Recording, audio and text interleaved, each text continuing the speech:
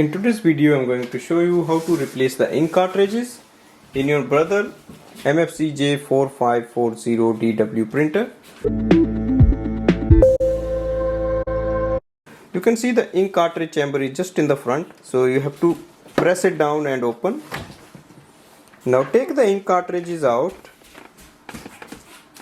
So there is a lock here to press it down and take the ink cartridge out. Just do it for all 4 ink cartridges.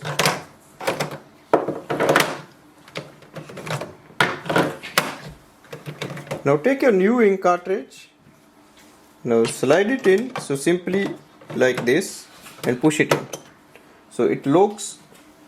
It's very easy to install. You just have to slide it in